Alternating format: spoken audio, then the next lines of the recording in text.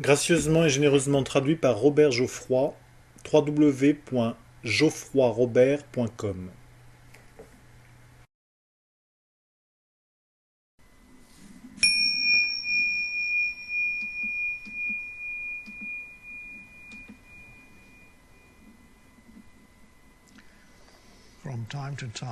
De temps en temps, je vous ai fait partager un livre, des livres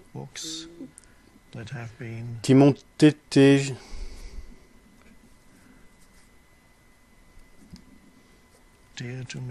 chers pendant des années et qui, je crois, seront utiles à tous. Ce sont des livres qui contiennent un message qui va bien au-delà, qui transcende l'époque où ils ont été écrits. Ce sont donc des livres qui contiennent l'enseignement spirituel intemporel ou le message spirituel intemporel qui est toujours pour nous aujourd'hui aussi utile qu'il le fut pour les gens de l'époque où il a été écrit.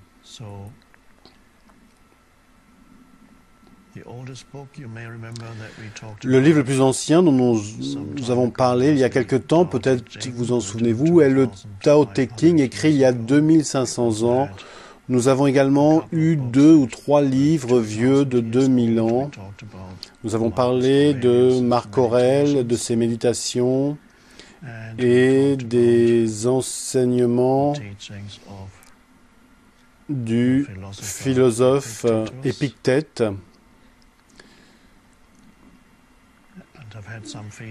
J'ai reçu des retours de gens qui ont trouvé cela très utile. Les messages sont donc aujourd'hui aussi puissants qu'au temps où ils ont été écrits.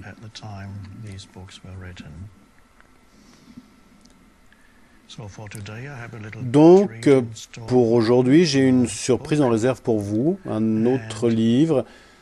Et cette fois, c'est un livre qui nous vient du Moyen-Âge, écrit il y a environ 550 ans.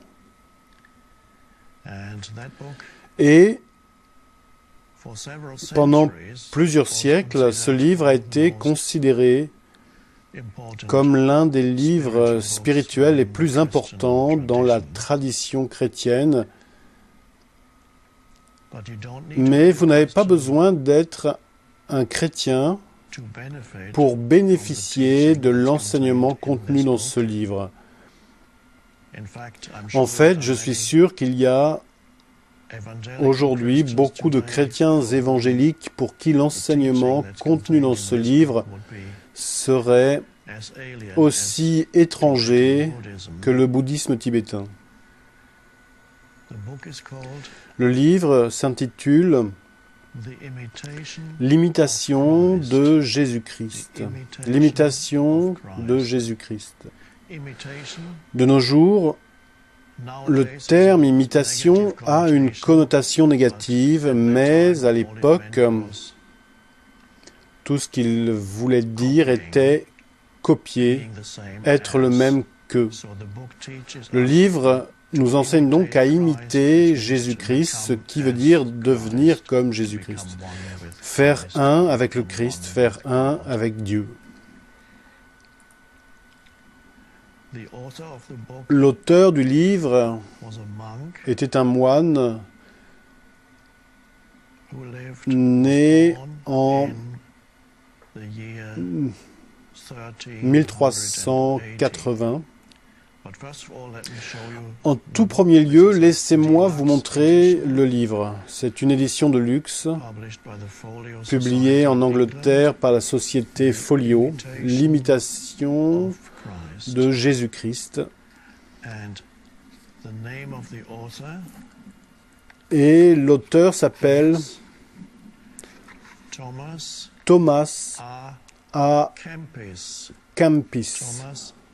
Thomas A. Kempis. Cela veut dire Thomas de Kampen. Kampen était une petite ville du nord-ouest d'Allemagne, au bord du Rhin, proche de la frontière hollandaise. Donc il est généralement connu sous le nom de Thomas de Kempis, une version latinisée de Kampen, la ville d'où il vient. Thomas à Kempis est donc né en 1380 et il vécut jusqu'à l'âge de 90 ans, ce qui est très rare en ces temps-là. C'était bien sûr un moine, parce que pratiquement tous les livres écrits au Moyen-Âge étaient écrits par des moines, pour la bonne raison que personne d'autre ne savait lire et écrire, presque personne d'autre. Les livres qui étaient écrits et lus étaient donc écrits et lus par des moines. L'imitation de Jésus-Christ est un livre qui contient des chapitres courts. Le livre n'a pas besoin d'être lu en suivant. Vous pouvez l'ouvrir à n'importe quelle page et lire un chapitre. Il n'y a pas de développement, d'argumentation, ni rien d'autre. Chaque chapitre est simplement destiné, d'une part, à vous rendre conscient de de quoi vous sépare de votre véritable soi ou identité, bien qu'il n'utilise pas ces termes. Vous devenez donc plus conscient de vos schémas intérieurs, des schémas égoïques. Là encore, il n'utilise bien sûr pas le terme égo, il utilise d'autres mots, comme nous le verrons. Et d'autre part, le livre traite du fait de la souffrance et de la façon d'approcher la souffrance humaine. Le livre a été bien sûr écrit au départ en latin et fut traduit plus tard dans les autres langues européennes.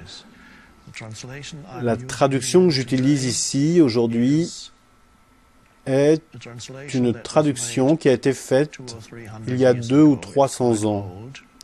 Elle est très ancienne. La langue anglaise est donc du vieil anglais et le livre a été légèrement révisé au début du XXe siècle. Je pense que cela reflète très fidèlement l'esprit de l'original. Cette sorte de langue.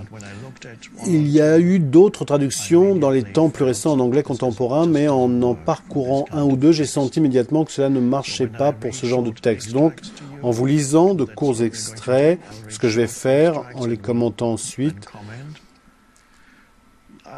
je crois que vous vous habituerez vite à la langue. Cela peut sembler au départ un peu inconnu, non familier. Donc, Thomas à Kempis, l'invitation de Jésus-Christ. Regardons un peu. Rappelez-vous qu'en réalité, nous n'étudions pas quelque chose d'extérieur à nous. Ce n'est donc pas une démarche intellectuelle. Le début de mon intervention donne l'impression qu'on serait au lycée ou à la faculté, mais ce n'est pas ainsi que nous abordons les choses ici. Nous n'étudions pas vraiment un livre. Nous n'étudions pas vraiment un texte. Pourquoi faudrait-il le faire ? Ce que nous faisons, c'est utiliser le texte, ce texte, pour nous regarder nous-mêmes. Nous nous regardons donc à travers cet enseignement. Chaque enseignement spirituel est ici de sorte que nous puissions le diriger sur nous-mêmes. L'enseignement spirituel n'a pas d'intérêt. L'enseignement spirituel dirige votre attention sur vous-même. Il dirige votre attention au départ sur les obstacles en vous-même, les obstacles à l'éveil. sur l'ego. Et il dirige ensuite votre attention sur les niveaux plus profonds en vous-même, sur la dimension spirituelle, ce qui demeure quand vous traversez les obstacles de telle sorte qu'ils n'obscurcissent plus votre conscience, la conscience de qui vous êtes. Simplement, votre conscience n'est plus obscurcie. C'est le but même de tous les textes spirituels, qu'ils remontent à 2500 ans ou qu'ils soient contemporains. La seule valeur de tout enseignement spirituel se trouve en cela. Il dirige votre attention sur cela. Il vous éveille de diverses manières. Maintenant, chaque enseignement présente bien sûr certaines limitations qui dépendent de la période d'où il provient. Cet enseignement présente donc également des limitations. C'est un enseignement médiéval. D'une certaine manière, le Moyen-Âge, l'époque médiévale, nous est étrangère de nos jours. Habituellement considéré comme l'âge sombre. Bien sûr, c'est vrai qu'il y avait à cette époque un nombre incroyable de superstitions, beaucoup d'ignorance, de cruauté, de violence, d'insécurité totale. Tout cela est vrai. Mais c'est également vrai qu'il y avait à cette époque des êtres humains qui, en dépit de tout cela, peut-être non pas en dépit, mais peut-être à cause de l'insécurité totale de ces temps-là, qui ont pu avoir accès à la dimension plus profonde en eux-mêmes et qui se sont éveillés spirituellement, qui sont devenus de grands mystiques. Ils étaient appelés mystiques. Bien sûr, ils vivaient tous dans la structure de la religion chrétienne et de la terminologie chrétienne, bien que beaucoup des plus grands mystiques étaient considérés comme suspects par la hiérarchie de l'Église. C'était trop dangereux, trop vivant, trop menaçant pour l'ego collectif et pour l'ego personnel.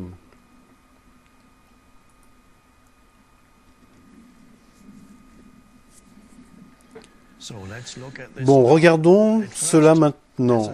Au début, comme je l'ai dit, la langue peut vous paraître peu familière, plutôt étrange, mais nous irons très vite plus profondément dans le texte, de sorte que la langue ne soit plus un problème. Je vous ai montré cette édition de luxe que je n'ai pas depuis longtemps, mais je vais lire à partir de cette petite édition ici, qui est plus ou moins la même. Un livre que j'ai depuis 25 ans. Je n'ai retiré que récemment la couverture poussiéreuse, ce qui fait qu'il a de nouveau l'air neuf et beau.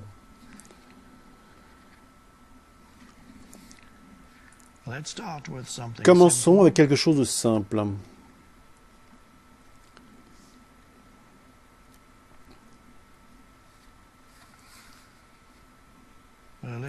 Un petit chapitre, je ne vais peut-être pas lire tout le chapitre, il ne fait qu'une page et demie, de la considération de soi.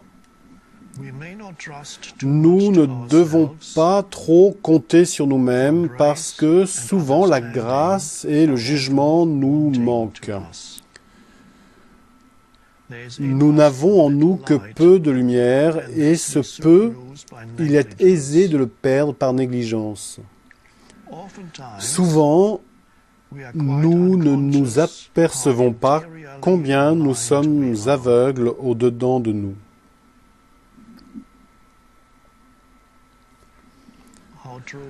Comme c'est encore vrai aujourd'hui. Souvent, nous ne nous apercevons pas combien nous sommes aveugles au-dedans de nous. La difficulté dont il parle, c'est savoir, c'est reconnaître nos propres schémas. Les jugements réactionnels, la négativité. Autrement dit, il s'agit des schémas égoïques et de l'incapacité à être conscient que vous êtes toujours animé par des schémas inconscients. Dans beaucoup de chapitres, il retire notre attention du monde extérieur pour que nous puissions la diriger à l'intérieur. Comme je le dis souvent, ce qui est vraiment important à chaque instant, peu importe ce que vous faites et où vous êtes, ce qui est le plus important et plus fondamental que tout ce qui se passe en dehors de vous, c'est ce qui se passe en vous. Si vous perdez la conscience de ce fait, vous vous perdez dans le monde extérieur. Dans une minute, nous verrons quelques belles petites citations à ce sujet. Souvent, nous ne nous apercevons pas combien nous sommes aveugles au-dedans de nous. À de mauvaises actions, souvent, nous donnons de pires excuses. Un schéma égoïque très courant consiste à se trouver des excuses et des justifications. C'est facile de le reconnaître chez les autres. Ils font des choses stupides, agissent inconsciemment, et si vous relevez quelque chose, l'ego se protège immédiatement. Il trouve immédiatement des justifications. C'est un mécanisme égoïque automatique de protection. Comme je l'ai dit, facile à reconnaître chez autrui, mais cela requiert plus de conscience pour le reconnaître en soi-même. Quelquefois, nous sommes mus par la passion et nous croyons que c'est par le zèle. Dans tout le livre, le terme passion est utilisé dans un sens négatif. Il ne veut pas dire ce qu'il signifie en anglais moderne. Il veut dire ici réaction. Être possédé par des schémas réactionnels mentaux et émotionnels. Et nous confondons la passion avec le zèle, ce qui veut dire que nous la prenons pour quelque chose de bon, comme l'enthousiasme, l'énergie qui circule dans ce que nous faisons. Nous relevons de petites fautes dans les autres et nous nous en permettons de plus grandes. Nous sentons bien vite et nous pesons ce que nous souffrons des autres, mais tout ce qu'ils ont à souffrir de nous, nous n'y songeons point. Qui se jugerait équitablement soi-même sentirait qu'il n'a droit de juger personne sévèrement.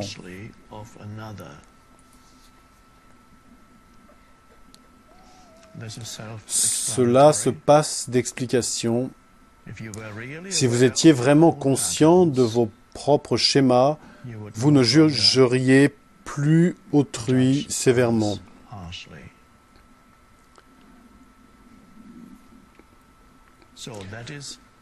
Notre tâche consiste donc à devenir plus conscient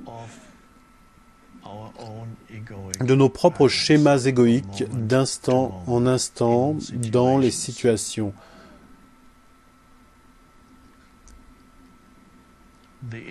Au fait, tout le texte est écrit ici au masculin, selon l'époque, et quand il dit « homme », par exemple, il vous faut ajouter « femme ». D'ailleurs, l'anglais n'a malheureusement pas de mot qui inclut « homme » et « femme » comme en allemand. Il n'a pas écrit en allemand, mais il y a « Mensch » en allemand. Le juif utilise aussi Mensch, mais avec une connotation très différente. Yiddish, voulais-je dire. Donc, à chaque fois que vous lisez homme, pensez être humain.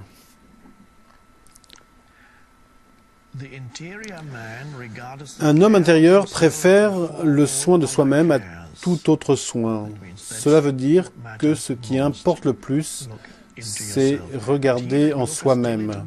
Et lorsqu'on est attentif à soi, on se tait aisément sur les autres.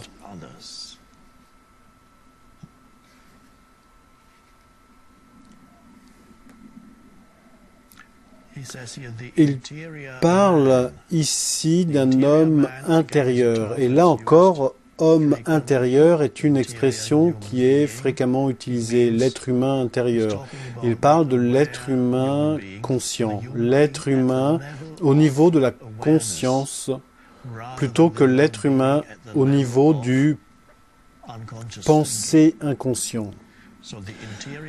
Donc, l'homme intérieur, l'être humain intérieur est le niveau de la conscience qui vous êtes au niveau de la conscience parce que, et c'est une distinction essentielle, la plupart des gens qui ne sont pas éveillés, pas conscients spirituellement, vivent exclusivement au niveau du pensée,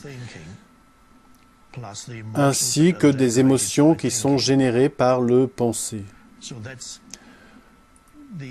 Donc, l'homme intérieur est la dimension de qui vous êtes à la dimension plus profonde, au niveau plus profond de conscience. C'est un changement. Quelle différence d'être quand il se produit à partir du pensée. L'être pensant, vous pouvez dire l'être humain extérieur, passe à l'être humain intérieur. Et bien sûr, beaucoup de gens fluctuent aujourd'hui. Beaucoup de gens vivent un éveil et fluctuent entre le fait d'être l'entité pensante, l'être pensant, et le fait d'être la conscience éveillée, le soi plus profond. Vous ne serez jamais un homme intérieur et vraiment pieux si vous ne gardez le silence sur ce qui vous est étranger et si vous ne vous occupez principalement de vous-même. Il donne un conseil ici, de ne pas engager l'homme extérieur ou l'être humain extérieur, de ne pas l'engager, de ne pas l'alimenter, de ne pas céder à la tendance mentale à vouloir juger. C'est la tendance égoïque à vouloir juger les autres. Gardez le silence sur ce qui vous est étranger.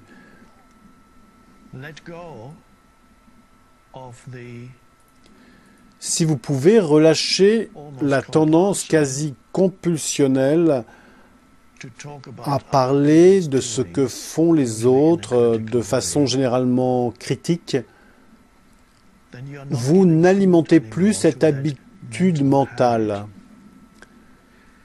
Le livre a été écrit principalement pour des moines et peut-être aussi des religieuses, pour les gens qui vivent dans des monastères. Personne d'autre ne savait lire de toute façon.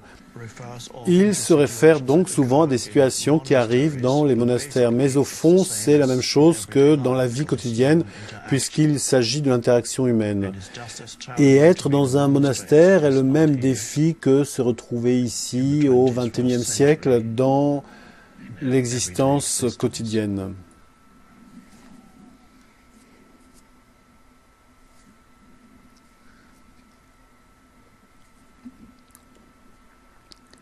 Si vous n'avez que Dieu et vous-même en vue, vous serez peu touché de ce que vous apercevrez au dehors.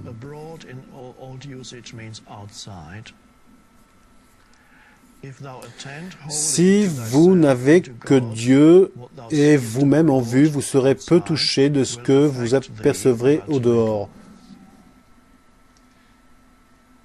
Donc, en plaçant plus d'attention à l'intérieur, où vous devenez conscient de vos schémas et également de Dieu, ce qui est la lumière de la conscience en vous-même, ce qui se passe en dehors de vous n'a plus ce pouvoir sur vous. Dans une certaine mesure, vous vous libérez de la possibilité d'être contrôlé par les événements extérieurs. Tout l'enseignement pointe vers cela.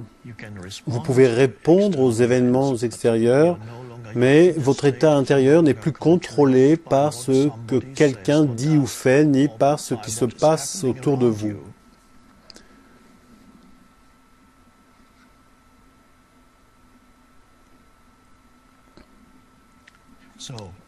Donc, encore une fois, si vous n'avez que Dieu et vous-même en vue, vous serez peu touché de ce que vous apercevrez au dehors. Où êtes-vous quand vous êtes absent de vous-même? Absent de vous-même. Qu'est-ce qu'il dit quand vous n'êtes pas présent? Où êtes-vous alors? Vous dormez?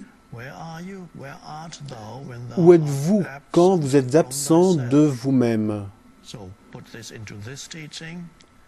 Donc, ramenez à notre enseignement, où êtes-vous quand vous n'êtes pas présent? Vous n'êtes pas là, vous êtes endormi. Des schémas inconscients vous animent et prétendent être vous. C'est l'existence normale. Et que vous revient-il d'avoir tout parcouru et de vous être oublié? Même si vous obtenez toutes sortes de choses, si vous n'êtes pas plus conscient, où est l'intérêt? De plus, à la fin, cela vous rendra malheureux.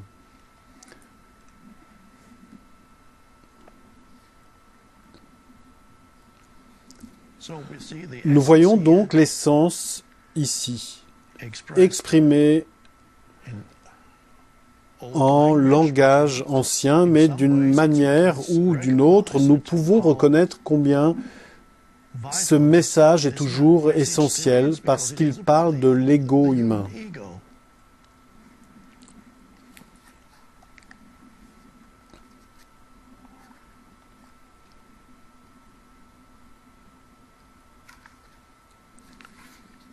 Maintenant, quelque chose d'un autre chapitre très important.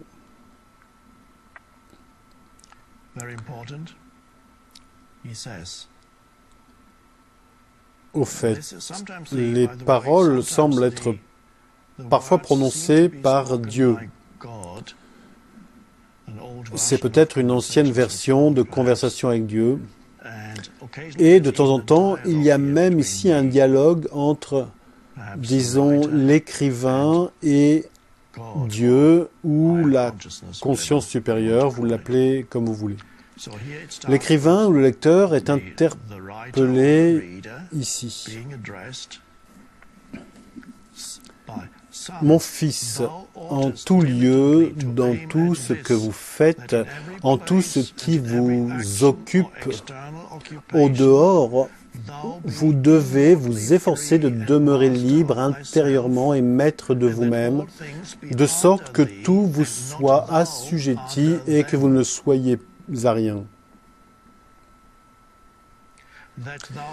Ayez sur vos actions un empire absolu. Soyez-en le maître et non pas l'esclave. Tel qu'un vrai Israélite affranchi de toute servitude, entré dans le partage et dans la liberté des enfants de Dieu qui, élevés au-dessus des choses présentes, contemplent celles de l'éternité, qui donnent à peine un regard à ce qui se passe et ne détachent jamais leurs yeux de ce qui durera toujours.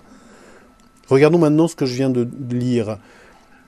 En tout lieu, dans tout ce que vous faites, en tout ce qui vous occupe au dehors, vous devez vous efforcer de demeurer libre intérieurement et maître de vous-même, de sorte que tout vous soit assujetti et que vous ne soyez à rien.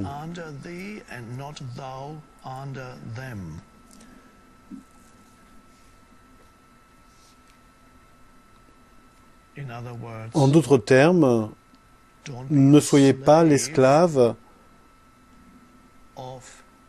des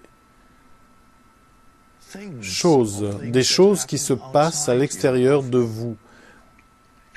des choses matérielles réelles, des choses qui se passent. Ne vous perdez pas, comme je le dis parfois, ne vous perdez pas dans les choses. Ne vous perdez pas dans le monde, ne vous perdez pas dans vos pensées qui sont également des choses. Tout cela est la forme, le monde de la forme. Il utilise ici une belle formule de sorte que tout vous soit assujetti et que vous ne soyez à rien. Et même de nos jours, pour la plupart des gens, cela n'est pas encore vrai, pas encore le cas. Ils sont assujettis aux choses. Ils sont totalement contrôlés. Ils donnent toute leur attention aux choses dans leur vie que j'appelle la situation existentielle.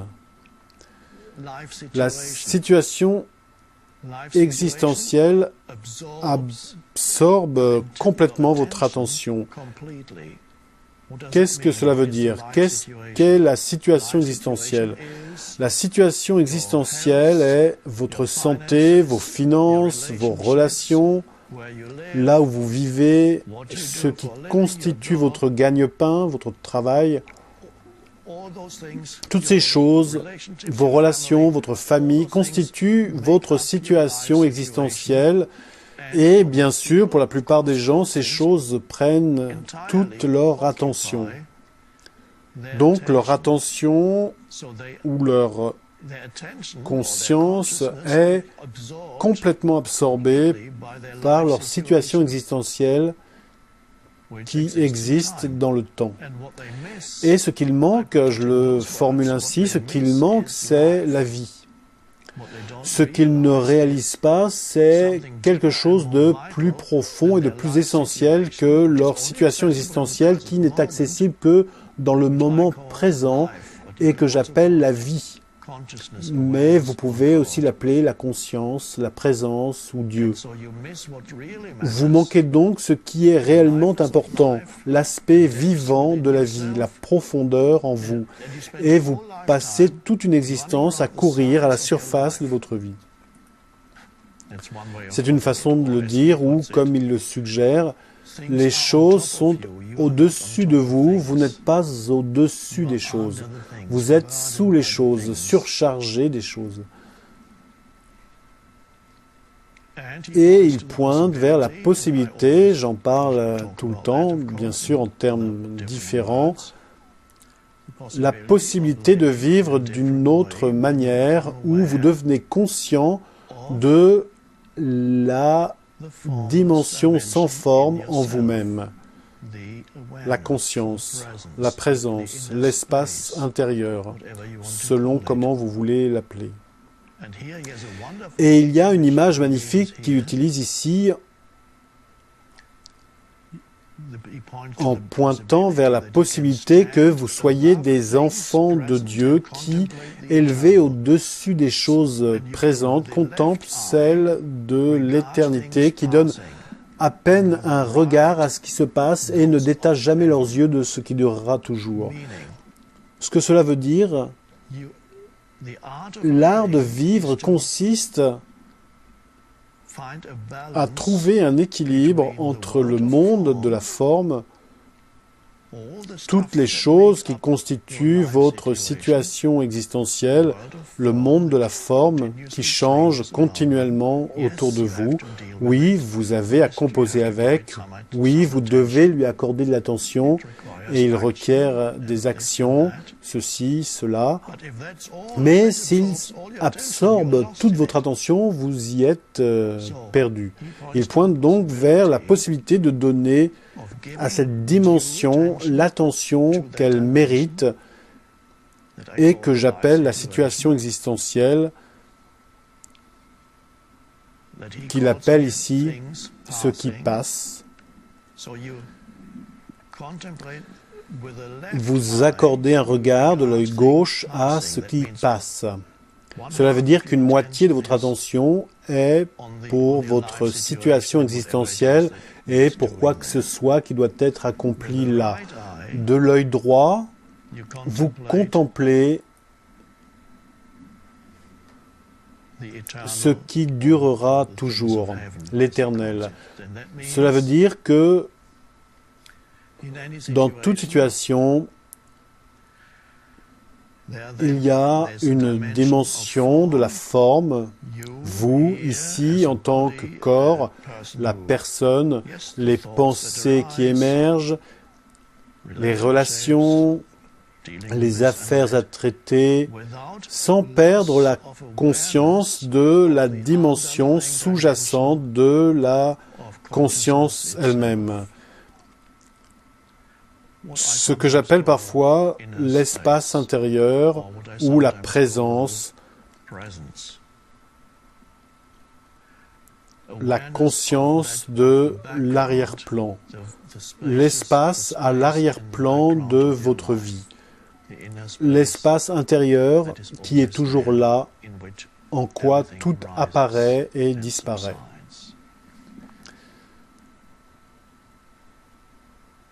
Et c'est l'essence de tout enseignement spirituel, afin que vous ne vous perdiez pas dans le monde, lequel est votre mental,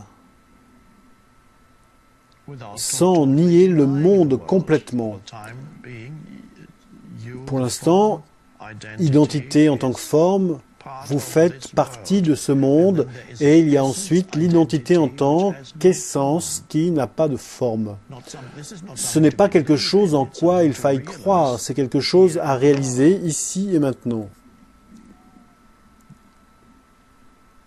Dès que le mental s'apaise, c'est là. Dès l'instant où vous acceptez totalement la forme du moment présent, vous sentez un espace à l'arrière-plan. C'est là.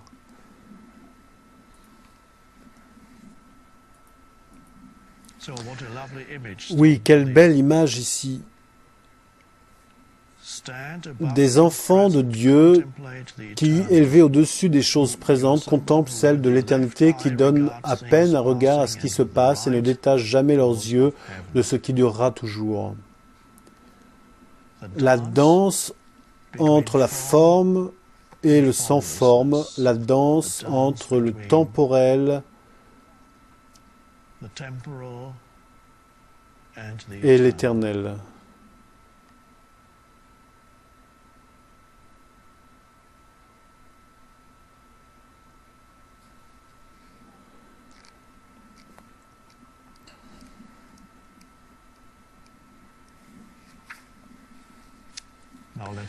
Voyons un peu maintenant un autre chapitre.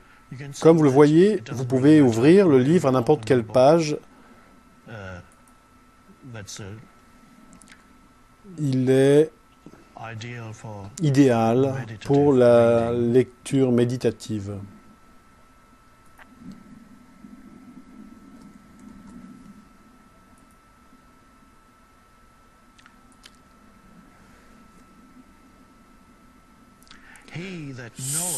Celui qui vit au-dedans de lui-même et qui s'inquiète peu des choses du dehors, tous les lieux lui sont bons et tous les temps pour remplir ses pieux exercices.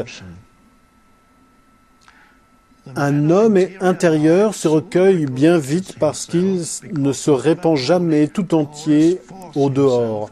Les travaux extérieurs, les occupations nécessaires, en certains temps, ne le troublent point, mais il se prête aux choses selon qu'elles arrivent. Intéressons-nous au moins à deux phrases qui sont très importantes. Un homme, un être humain, intérieur, se recueille bien vite parce qu'il ne se répand jamais tout entier au dehors. C'est une belle manière de l'exprimer. L'homme intérieur, de nouveau, nous l'avons vu tout à l'heure, pointe vers qui vous êtes au niveau de la conscience, l'être non conditionné, l'intemporel en vous, l'essence de qui vous êtes, l'être intérieur, se recueille bien vite. Un homme intérieur ne se perd jamais complètement à l'extérieur.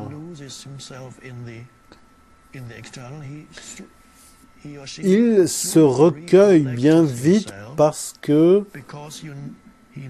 je vais le reformuler légèrement en langage moderne, il ne se répand jamais tout entier au dehors. Se répandre dans les choses extérieures, se perdre complètement dans les choses extérieures. Vous pouvez observer cela tout le temps. Avant de regarder en vous, regardez les autres autour de vous comme ils se perdent avec le plus petit défi qui se présente, sous la forme d'un contretemps inattendu, quelque chose qui ne va pas ici ou là, une situation difficile, une personne qui ne fait pas ce qui est attendu d'elle. Pour quoi que ce soit, les gens se répandent dans les choses extérieures et ces choses sont devenues d'une importance absolue. C'est ce qu'il veut dire avec se répandre au dehors, dans les choses. Et ultimement, bien sûr, vous vous répandez dans vos pensées. Chaque pensée qui apparaît prend complètement possession de vous. Vous y déversez toute votre attention. C'est une perte continuelle. C'est incroyable. Vous pouvez le voir chez les autres. Attendez, vous allez voir ce qu'ils font quand se présente une épreuve. Ok, vous reconnaissez cela, vous le reconnaissez chez les autres. La prochaine étape, pouvez-vous le reconnaître en vous-même? Le faites-vous également? Attendez la prochaine épreuve. Est-ce que cela vous tire complètement de vous-même? Et quand cela arrive, ne culpabilisez pas. Rien que remarquer que c'est ce qui arrive, c'est un gain énorme de conscience. Donc, vous ne culpabilisez pas. Oh, je ne peux pas. Tout schéma que vous remarquez en vous-même indique qu'il y a là de la conscience. C'est quand vous ne le savez pas que vous y êtes complètement piégé.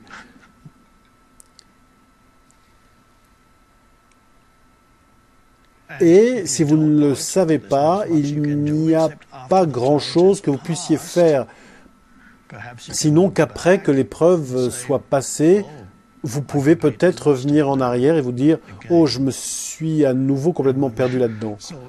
Ainsi, la conscience arrive après l'épreuve, ce qui est toujours mieux que pas de conscience du tout. Parce que s'il n'y a pas du tout de conscience, vous continuerez de justifier même la réaction la plus inconsciente pour vous-même et pour les autres. L'ego est excellent pour trouver des excuses et des justifications. La façon la plus absurde de se justifier est un mécanisme de défense automatique de l'ego. Si vous étiez très inconscient, vous ne seriez évidemment pas en train d'écouter cela. Je ne parle pas à des gens qui sont totalement inconscients parce qu'ils n'écoutent pas. Ils ne le peuvent pas. Il n'y a pas d'espace en eux pour écouter cela. Sans un minimum d'espace en vous, vous ne pouvez pas écouter cela. Ce serait horrible, complètement insensé ou menaçant.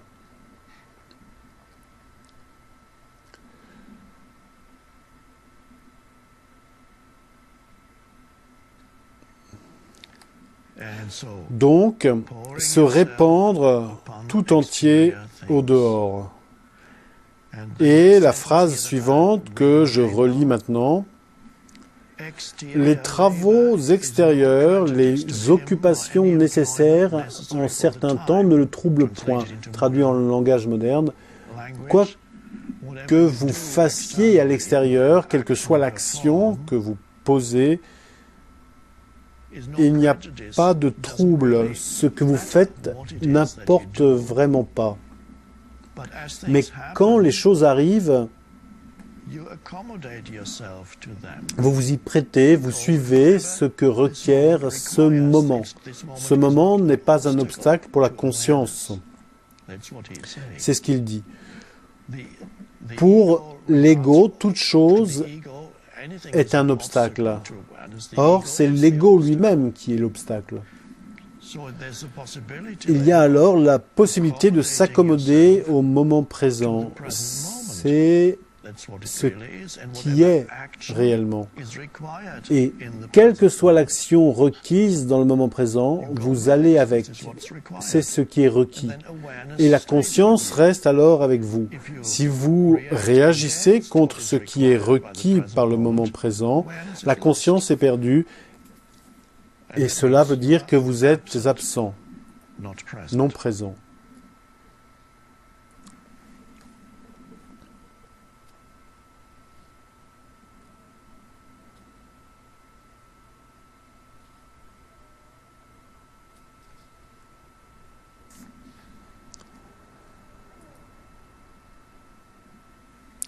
Si tout en vous était ajusté et si vous étiez purifié comme il se doit, les choses inclineraient au bien et en votre faveur.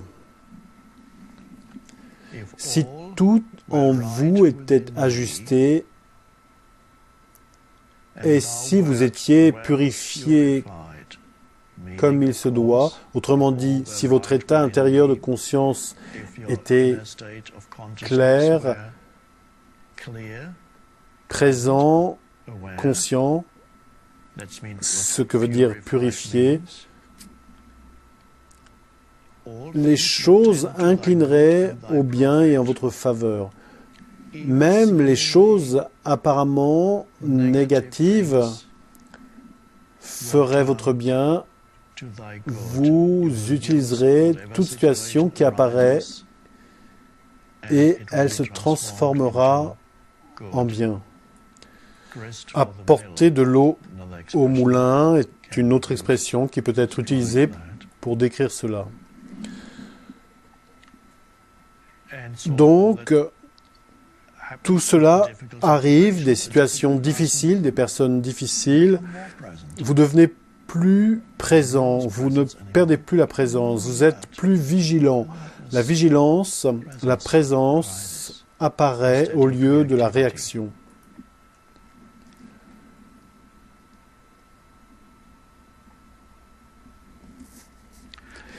Rien n'embarrasse et ne souille tant le cœur de l'homme que l'amour impur des créatures.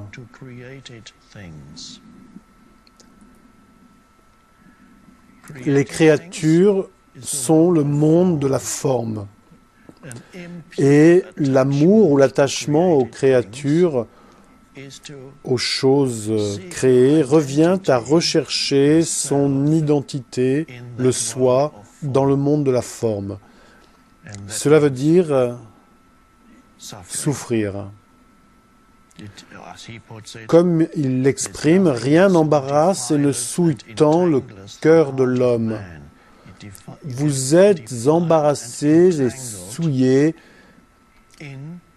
par les choses créées si vous recherchez une identité dans ceci ou cela, dans les possessions ou autres, ultimement dans les pensées qui émergent en vous.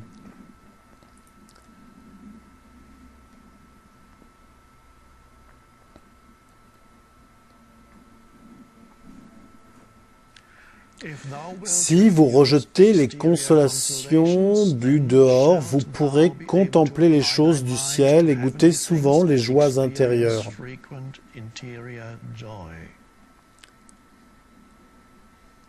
La joie survient à mesure que cette dimension est éveillée en vous.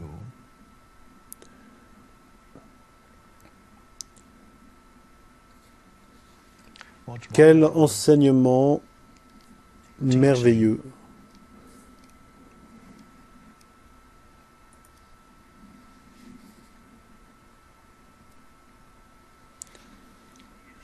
Voici un petit chapitre intitulé « Éviter les jugements téméraires ». Et il dit « Tournez les yeux sur vous-même et gardez-vous de juger les actions des autres. En jugeant les autres, l'homme se fatigue vainement. Il se trompe le plus souvent et commet beaucoup de fautes. Mais en s'examinant et se jugeant lui-même, il travaille toujours avec fruit. Regardez-vous. D'ordinaire, nous jugeons les choses selon l'inclination de notre cœur, car l'amour-propre altère aisément en nous la droiture du jugement. Qu'est-ce que cela veut dire? L'amour-propre altère aisément en nous la droiture du jugement. Il dit qu'il y a en vous, je le limiterai au mouvement de la peur et du désir. Il y a certaines choses que vous voulez ou que vous craignez d'un autre être humain ou une situation et vous jugez à travers votre peur ou votre désir sans même le savoir. Quoi que vous perceviez et jugiez, c'est coloré, déformé complètement par votre état intérieur, lequel est fondamentalement un état égoïque. Votre ego a quelques problèmes et cela implique donc la peur et le désir. À partir de là, il interprète les autres humains, les situations qui impliquent bien sûr des humains.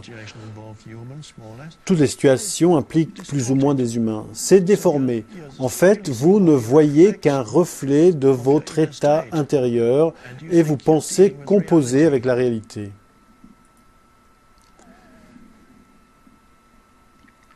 Et il dit ici, à la phrase suivante, « Si nous n'avions jamais en vue que Dieu seul, nous serions moins troublés quand on résiste à notre sentiment. »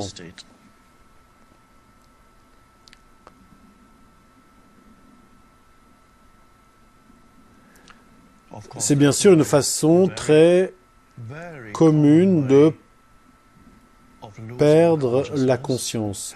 Cela arrive tout le temps. Regardez simplement autour de vous ou encore mieux, regardez-vous vous-même. On résiste à vos opinions, à vos points de vue et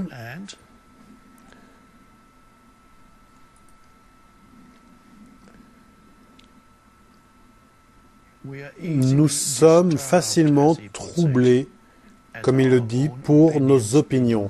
Dès l'instant où quelqu'un résiste à vos opinions et vos points de vue, vous êtes troublé, contrarié, sur la défensive, en colère.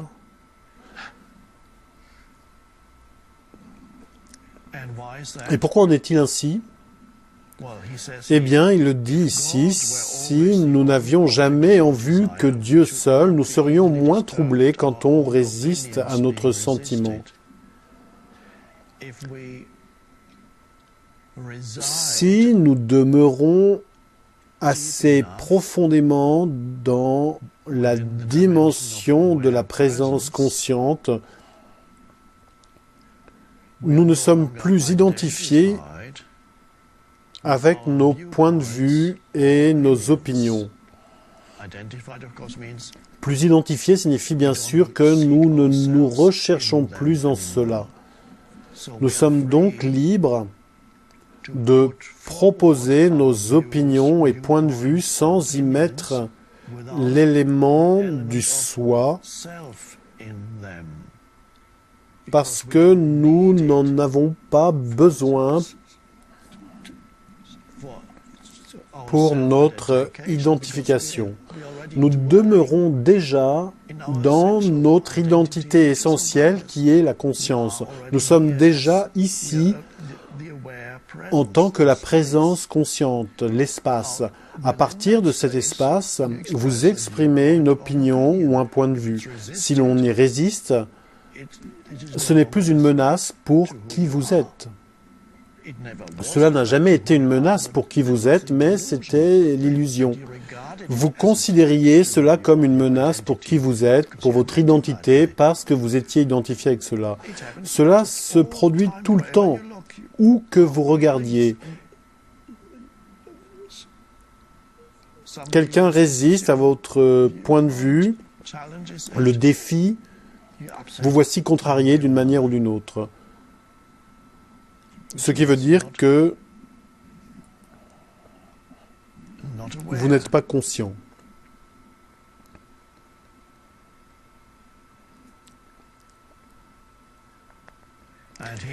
Et la phrase suivante, beaucoup se recherchent secrètement eux-mêmes dans ce qu'ils font et ils l'ignorent. C'est vraiment étonnant. Il avait des compréhensions psychologiques profondes à une époque où personne ne parlait de l'inconscient ni d'aucune de ces choses au Moyen Âge. Beaucoup se recherchent secrètement eux-mêmes dans ce qu'ils font et ils l'ignorent. Je viens juste d'en parler parce que vous vous cherchez vous-même dans vos opinions et vos points de vue, complètement inconscients que cela n'est qu'une forme pensée. Vous n'êtes pas enraciné dans l'être, et là encore, une autre façon de le voir, comme on l'a vu dans un chapitre précédent, vous vous perdez continuellement dans les choses, dans la forme. Voici la phrase suivante. Chaque phrase est un petit joyau. C'est si précieux. Bon, pour faire le lien avec ce qui précède, beaucoup se recherchent secrètement eux-mêmes dans ce qu'ils font et ils l'ignorent. Ils semblent affermis dans la paix lorsque tout va selon leurs désirs et jugements, mais éprouvent-ils des contradictions? Aussitôt, ils s'émeuvent et tombent dans la tristesse, en colère ou n'importe quoi d'autre. Mais éprouvent-ils des contradictions? Cela veut dire, s'il arrive quoi que ce soit, aussitôt ils s'émeuvent et tombent dans la tristesse, dans la contrariété ou la colère. Vous semblez affermis dans la paix lorsque tout va selon vos désirs et jugements, tant que vous n'êtes pas défié, mais cela ne dure jamais longtemps. S'il vous arrive quelque chose, aussitôt vous vous émouvez et tombez dans la tristesse. Et il continue ici. La diversité des opinions produit souvent des discussions entre les citoyens et même entre les religieux et les personnes dévotes. Ils le font même dans les monastères. Ils sont identifiés avec leurs opinions et points de vue et subitement il y a conflit et agression. Bien entendu, cela s'est produit à très grande échelle par l'ego collectif de l'ego à l'époque, parce que si vous n'étiez pas d'accord avec le point de vue collectif de ces temps-là, vous étiez considéré comme un ennemi mortel ou, si vous aviez de la chance, ils vous mettaient en prison pour le reste de votre vie. Moins chanceux, vous étiez brûlé vif ou torturé et brûlé ensuite. Pourquoi ? Un point de vue différent. C'est l'ego collectif.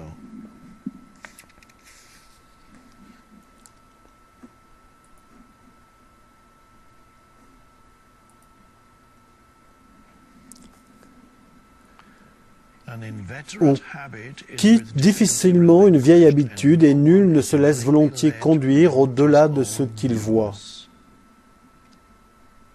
Autrement dit, tout le monde est piégé dans ces schémas mentaux.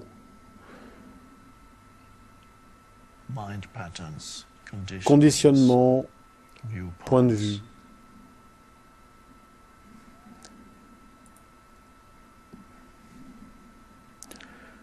Voici la dernière phrase de ce chapitre. Dieu veut que nous lui soyons parfaitement soumis et que nous nous élevions au-dessus de toute raison par un ardent amour. Je dirais que la raison veut dire en fait penser. Dieu veut que nous lui soyons parfaitement soumis. Dieu est bien sûr la réalité sans forme.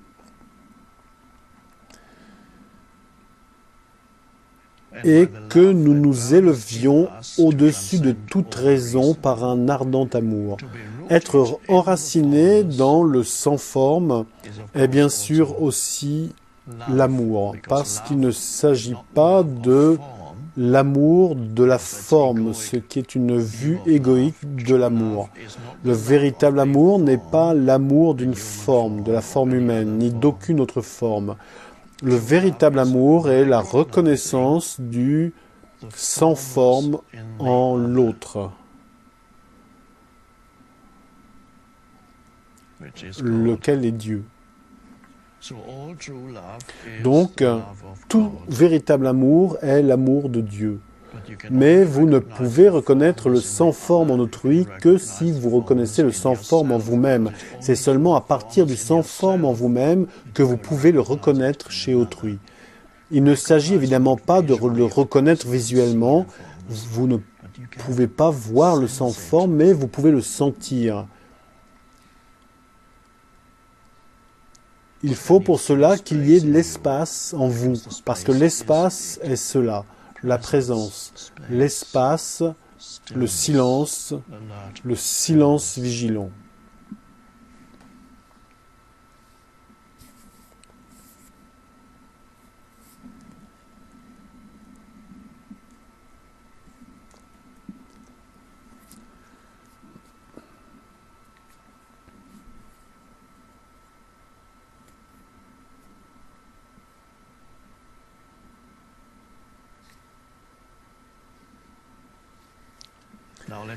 Regardons maintenant un aspect intéressant de son enseignement,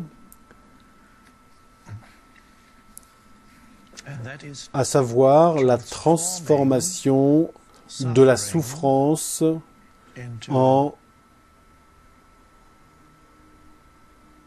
conscience. Il ne parle pas de la souffrance produite par le mental humain, qui est pour beaucoup de gens une très grande partie de leur souffrance, mais la vraie souffrance peut être physique, elle peut être là lors d'une grande perte, un proche qui meurt, ou toute autre grande perte, quelle que soit la souffrance. Selon la tradition chrétienne médiévale, la souffrance est appelée la croix. Et Jésus est le prototype de l'humain souffrant. Il en est le grand exemple. Et cela fait partie d'une tradition médiévale plus grande.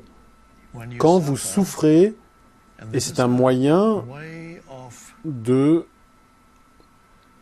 transcender la souffrance. Cela marche-t-il toujours de nos jours? Peut-être pas pour la plupart des gens, mais à l'époque, cela marchait effectivement pour certaines personnes. Je ne sais pas combien. Toute leur souffrance était considérée en référence à la souffrance de Jésus sur la croix. Jésus était donc le prototype et vous considériez alors votre souffrance comme participation à la souffrance du Christ. C'était considéré comme une sorte de pratique spirituelle. Cela peut vraiment être quelque chose de très puissant, parce que si vous utilisez cet archétype de la souffrance que Jésus représente, la souffrance humaine, Jésus représente tous les humains, l'humanité, tous les humains. Et si vous pouvez sentir, à l'époque, Il était possible pour beaucoup, probablement, de sentir qu'ils souffraient avec lui en participant. Et cela revient à relâcher toute résistance. Et bien sûr, le relâchement de toute résistance, en pouvant dire oui à tout ce qui arrive dans l'instant, et qui peut être la souffrance, est la transcendance immédiate de l'ego. Donc, dans les chapitres différents, il nous montre comment aller au-delà de la souffrance, tout en embrassant la souffrance. Et même quelque chose que nous pourrions de nos jours considérer comme un peu pervers, mais qui fait partie d'une tradition très ancienne, non pas seulement dans le christianisme, mais aussi dans l'hindouisme, par exemple. Il y a même bienvenue la souffrance. Maintenant, je ne vous demande pas d'aller dans ce sens, mais il s'agit d'un moyen, pendant des centaines d'années, encore pratiqué en Inde par pas mal de yogis, non seulement bienvenue la souffrance, mais de faire un pas de plus. Ne le faites pas, je vous prie, j'indique simplement ce qui est possible, ce que les humains ont fait, bien que les humains d'aujourd'hui trouvent cela difficile à comprendre. L'acceptation de la souffrance est une étape. C'est magnifique parce que, de toute façon, que pouvez-vous faire d'autre si ce n'est pas de la souffrance générée par le mental? Si elle est générée par le mental, il vous faut regarder votre mental, la façon dont il génère la souffrance, mais ça pourrait être de la souffrance physique. Accepter la souffrance, même accueillir la souffrance, et certains allaient jusqu'à pratiquement ou réellement créer de la souffrance pour eux-mêmes, comme le font certains yogis en Inde. Vous avez le cliché célèbre de la planche avec des clous sur quoi ils dorment. Ils inventaient toutes sortes de choses, créer de la souffrance. Il est douteux que cela puisse vous libérer parce que si vous créez de la souffrance dans le but de parvenir à la transcendance, il y a le risque énorme qu'au lieu de parvenir à la transcendance, vous parveniez au renforcement de l'ego. Mais regardons ici ce qu'il appelle la voie royale de la Sainte Croix. Donc la croix, ou Jésus sur la croix, représente la souffrance.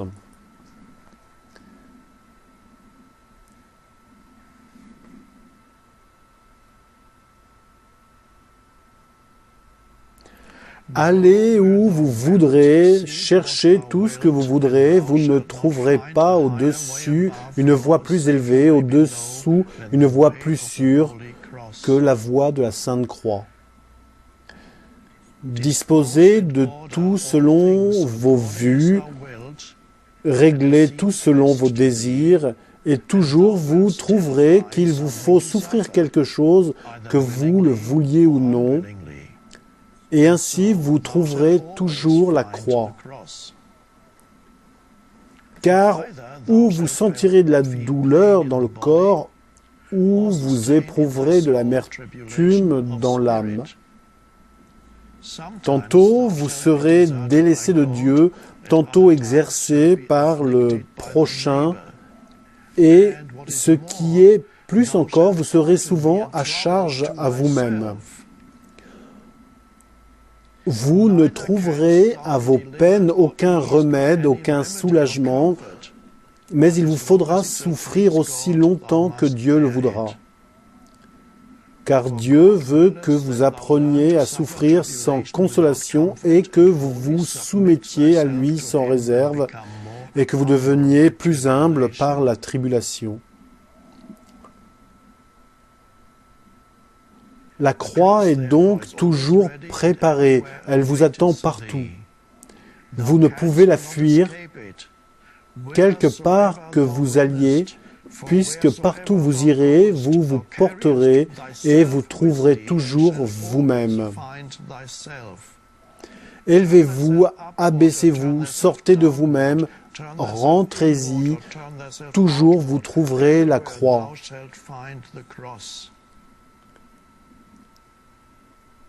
Si vous portez de bon cœur la croix, elle-même vous portera et vous conduira au terme désiré, où vous cesserez de souffrir, mais ce ne sera pas en ce monde.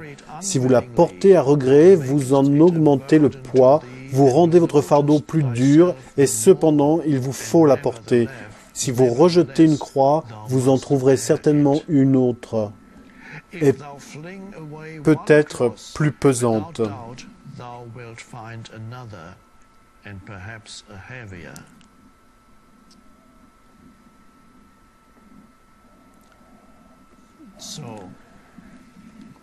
Bon, c'est un bel écrit.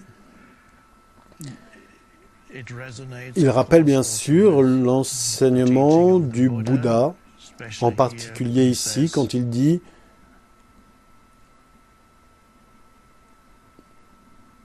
Vous ne pouvez fuir la croix, quelque part que vous alliez, puisque partout où vous irez, vous vous porterez et vous trouverez toujours vous-même. Où que vous alliez et quoi que vous fassiez, il y aura quelque chose qui vous causera de la souffrance. » Il dit encore, où vous sentirez de la douleur dans le corps, où vous éprouverez de l'amertume dans l'âme. Vous êtes provoqué par votre prochain, où vous vous affectez vous-même. Bien sûr, le Bouddha parle du fait universel de dukkha, qui veut dire aussi la souffrance. Quoique cela ne soit pas que la souffrance, il englobe d'autres choses. Le terme bouddhique dukkha englobe toutes sortes d'insatisfaction, de non-épanouissement, de misère. Tout cela est dukkha. Donc le Bouddha dit, où que vous alliez, quelles que soient les conditions que vous viviez, vous trouverez toujours l'élément dukkha. En toutes circonstances. Et c'est très vrai. Tout humain qui a vécu suffisamment longtemps remarquera que, où que vous alliez, viviez, quoi que vous fassiez, cet élément de souffrance ou d'insatisfaction apparaît tôt ou tard, notamment dans les relations.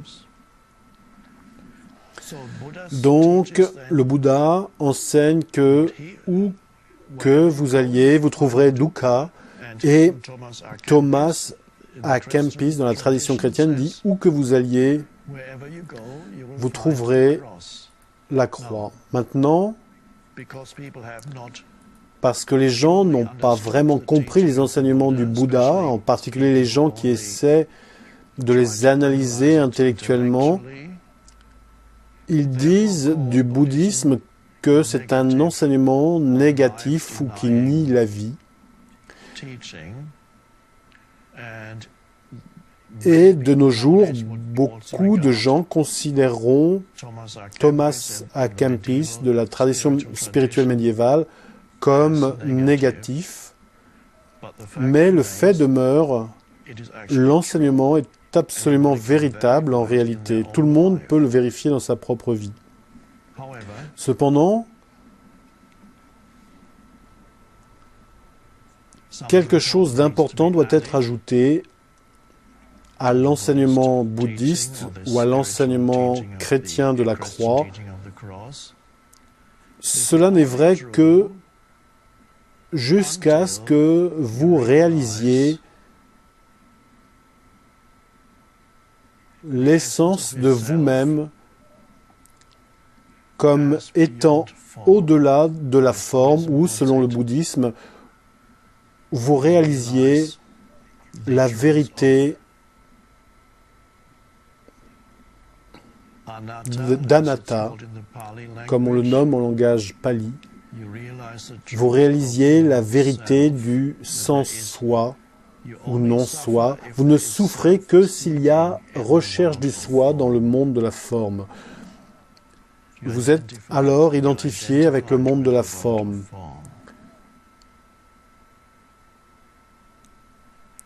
Il y a alors dukkha. Le Bouddha dit que tout est impermanent dans le monde de la forme, anicca. Tout est dépourvu de soi, anatta. Et si vous cherchez votre soi dans ce qui est impermanent, c'est dukkha, la souffrance.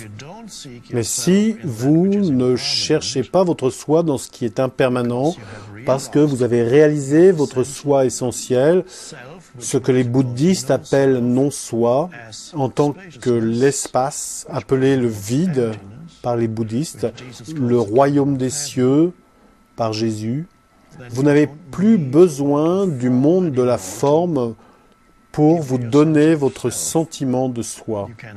Vous pouvez avoir une relation libre avec le monde de la forme, le permettre, jouer avec, lui donner ce qu'il mérite, ne pas en attendre plus que ce qu'il peut vous donner, ce qui n'est pas tant que ça. Vous n'avez pas d'attente déraisonnable du monde de la forme, parce que si vous avez des attentes déraisonnables du monde de la forme, des biens, des autres humains également, s'il te plaît, comble-moi, non, personne ne le fera. Oh, ils peuvent essayer, vous pouvez avoir un contrat de mariage égoïque, je te comble et tu me combles, ça a l'air bien, mais essayez un temps et vous verrez que ça ne marche pas. Je suis sûr que beaucoup d'entre vous ont essayé. Donc, la croix,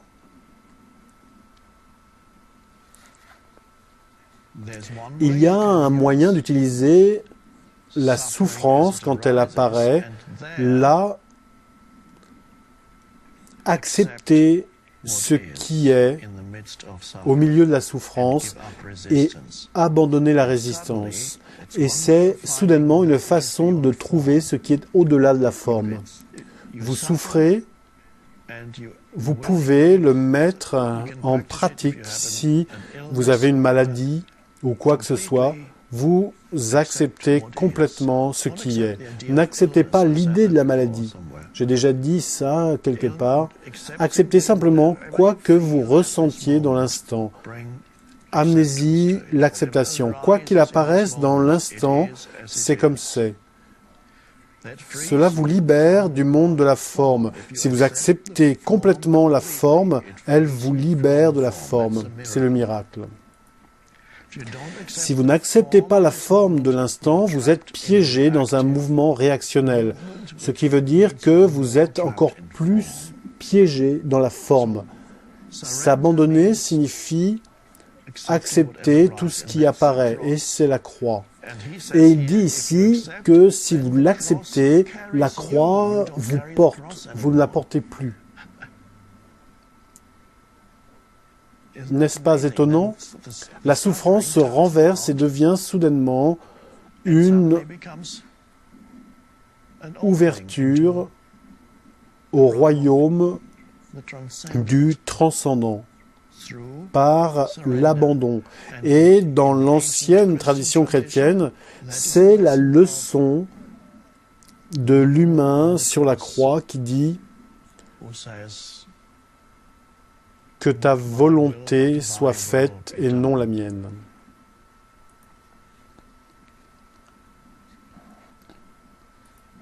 Nous voyons donc vraiment comment les traditions spirituelles apparemment différentes pointent toutes vers le même endroit.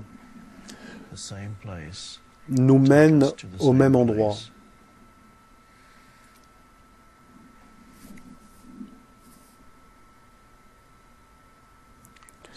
Si vous portez de bon cœur la croix, elle-même vous portera et vous conduira au terme désiré, à savoir à cet endroit où il y aura la fin de la souffrance. Mais cela ne sera pas en ce monde. En ce monde veut dire dans cette dimension où vous continuerez de vivre des défis. La différence, c'est qu'ils ne deviendront plus souffrance. Tant qu'il y a la souffrance, vous pouvez pratiquer l'abandon. Il érodera l'ego. Par l'acceptation totale, l'ego s'érode. Parfois en une seule fois, parfois de façon progressive.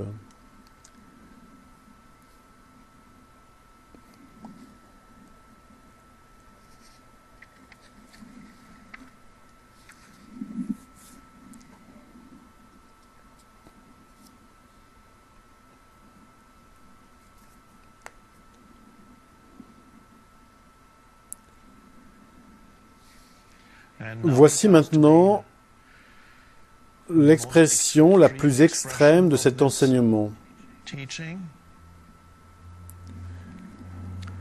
Lorsque vous en serez venus à trouver la souffrance douce et à l'aimer pour Jésus-Christ, alors estimez-vous heureux parce que vous avez trouvé le paradis sur terre.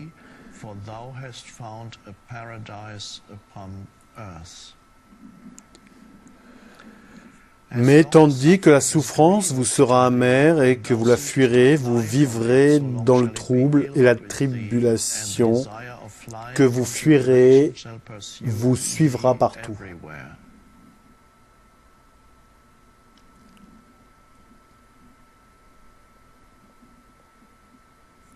Donc, lorsque vous en serez venus à trouver la souffrance douce et à l'aimer, vous avez immédiatement trouvé le paradis sur terre.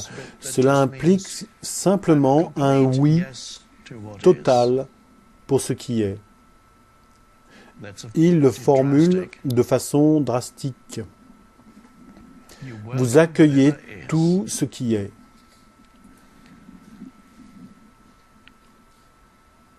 Mais fondamentalement,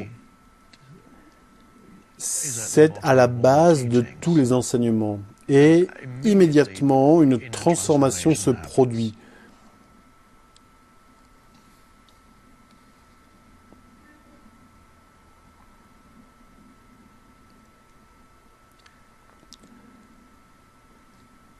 Ensuite, l'ego est parti et il y a ici une belle parole de Thomas à Kempis. Je tiens à citer cette phrase. Car Dieu répand sa bénédiction où il trouve des vases vides.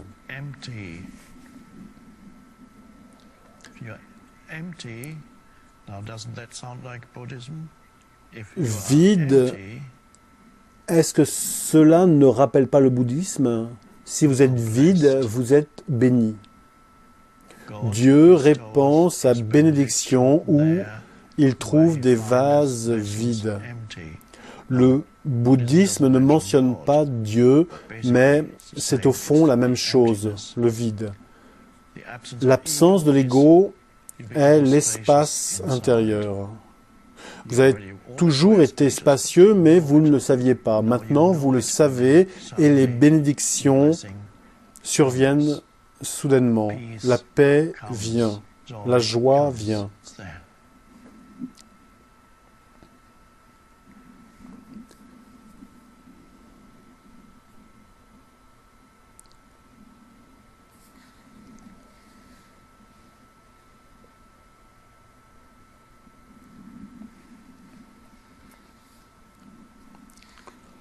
Voyons encore un chapitre, à nouveau très court, moins d'une page.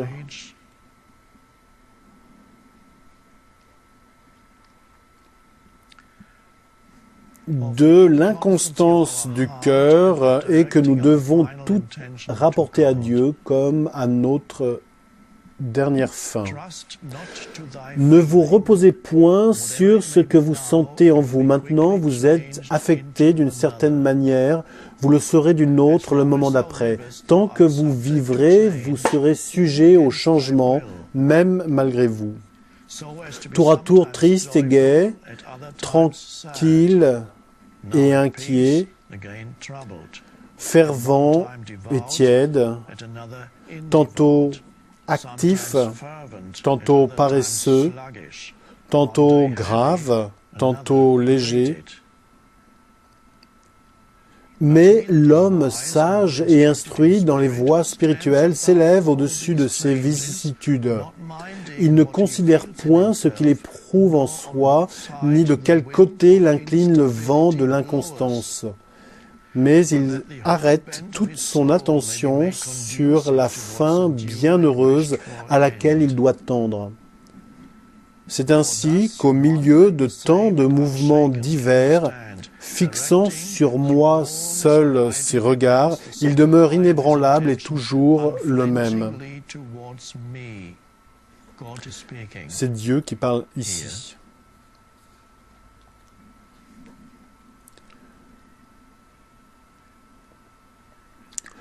Plus l'œil de l'âme est pur et son intention droite, moins on est agité par les tempêtes. C'est à nouveau un enseignement magnifique. Nous connaissons des états intérieurs fluctuants, mentaux et émotionnels. Tant que vous vivrez, vous serez sujet au changement, même malgré vous.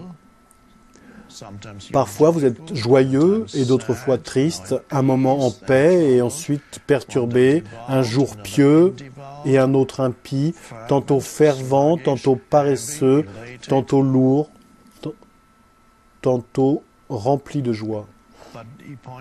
Mais il pointe vers la possibilité de ne point considérer ce qu'on éprouve en soi. Tels sont ces mots. Ne point considérer ce qu'on éprouve en soi, ni de quel côté nous incline le vent de l'inconstance. Sans réagir à ce qui est des états intérieurs, en d'autres termes, devenir le témoin conscient de vos états intérieurs fluctuants. Vous pouvez alors leur permettre d'être. Ils apparaissent toujours, mais ils ne créent plus de souffrance. C'est seulement quand vous êtes totalement engagé dans les états intérieurs, identifié aux états intérieurs, qu'il y a souffrance. Quand vous êtes la présence éveillée, vous permettez à ces sentiments d'être là, quels qu'ils soient. Un jour vous êtes paresseux, un autre plein de joie, un jour vous êtes ceci ou cela. Autrement dit, vous êtes enraciné dans l'espace intérieur, et vous permettez aux états d'aller et venir. Là encore, c'est au fond l'enseignement bouddhique. Ils se rencontrent. Vous voyez l'unité de cela. Tous les enseignements spirituels véritables.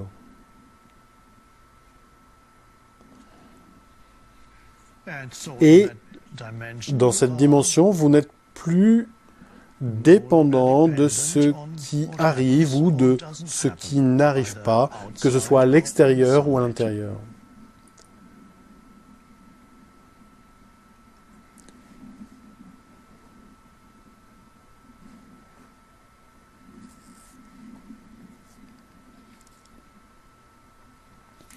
Quel bel enseignement! Je pourrais vous lire plus de chapitres. J'ai presque envie d'en lire encore un ou deux.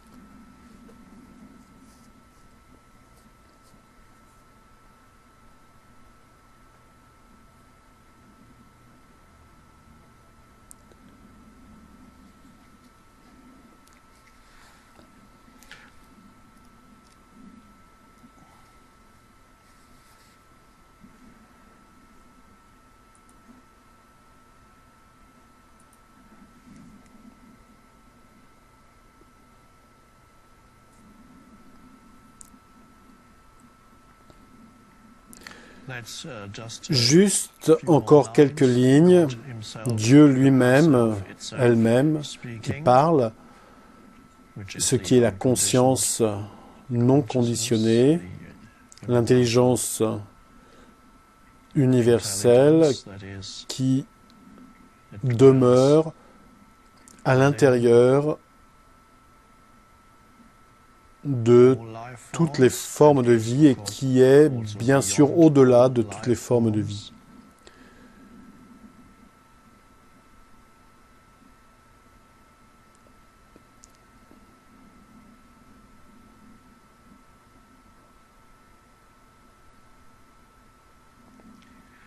Si vous vous recherchez en quelque chose, aussitôt vous tombez dans la langueur et la sécheresse. Rapportez donc principalement tout à moi, parce que c'est moi qui vous ai tout donné. Considérez chaque bien comme découlant du souverain bien. Et songez que dès lors, ils doivent tous remonter à moi comme à leur origine. En moi, comme dans une source intarissable, le petit et le grand, le pauvre et le riche puisent l'eau vive. Et ceux qui me servent volontairement et de cœur recevront grâce sur grâce.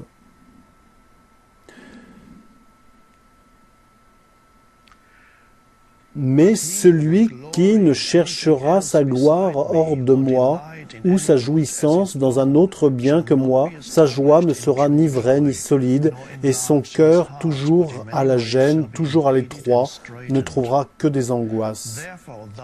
Ne vous attribuez donc aucun bien, et n'attribuez à nul homme sa vertu, mais rendez tout à Dieu, sans qui l'homme n'a rien.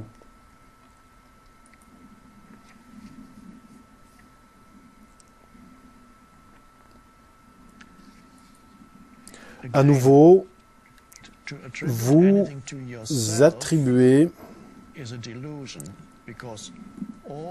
quelque chose est une illusion.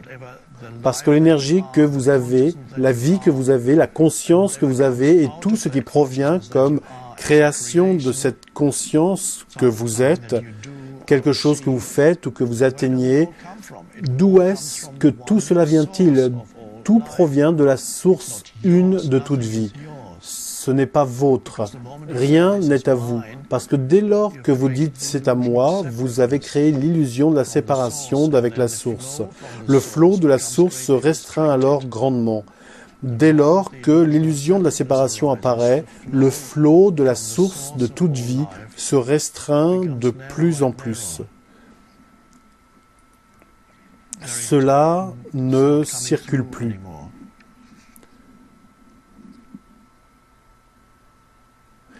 Jésus a bien sûr dit la même chose quand quelqu'un l'appela « homme bon ». Et Jésus de dire « ne me qualifie pas de bon ». Seul Dieu est bon et nul autre. Il était donc pleinement conscient de cela. Ne rien s'attribuer à soi-même.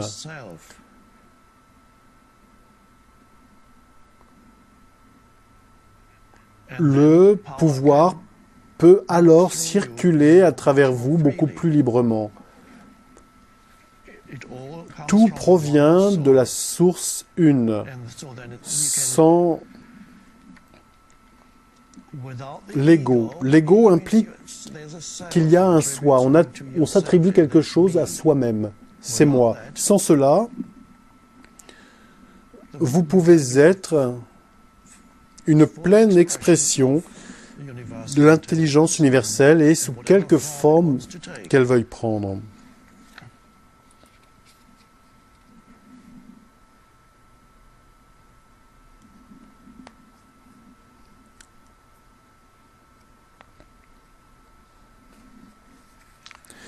Terminons en relisant ici ces quelques lignes.